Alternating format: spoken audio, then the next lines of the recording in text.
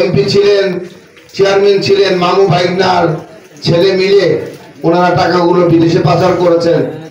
অনেক রাস্তার কাজের বরাদ্দ হয়েছে, কিন্তু সেগুলো না করে কোথায় ওনারা বিল তুলে সেগুলো আত্মসাৎ করেছেন।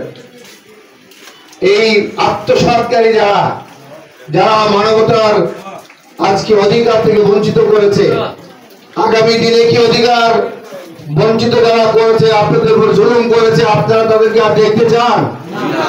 বাংলাদেশে এবারের পরিবর্তন, এবারের নতুন স্বাধীনতা, এটা আমাদের ছাত্ররাই উদ্যোগ নিয়ে সাহসিকতার সাথে রাজপথে নেমেছিল বলেই এই পরিবর্তনটা এসেছে।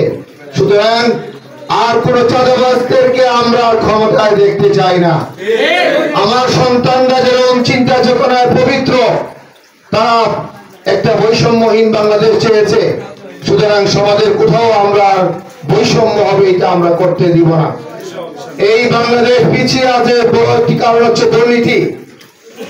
যেই ক্ষমতায় যায় সেই দুর্নীতি করে, প্রশাসনকে দুর্নীতিগ্রস্ত করে।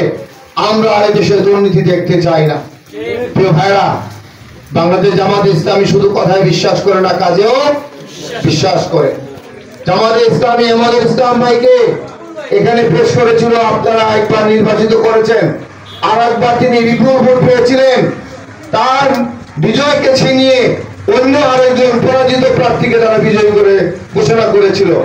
এইভাবে তারা আপনারা আমার অধিকার বঞ্চিত করেছে।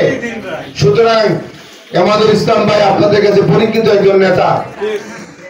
এগুলো আজকে শুধু আমাদের ইসলাম ভাই শুধু নয়, আমরা অতীতে বলেছি আমাদের স্বয়ং আমিরে জামাত মওলানা মতিউর রহমান নিজামী, তিনি এমপিও ছিলেন, মন্ত্রীও ছিলেন। আমাদের সাবেক সেক্রেটারি জেনারেল রাজা আহসান মোহাম্মদ মুজাহিদ, তিনিও মন্ত্রী ছিলেন, কিন্তু তারা দুর্নীতি মুক্ত ছিলেন। আজকে বাংলাদেশে এটা প্রমাণিত। আর বিগত সময় যারা ক্ষমতায় ছিল তাদের 300 এমপিও পালিয়ে গিয়েছে শুধু দুর্নীতির কারণে।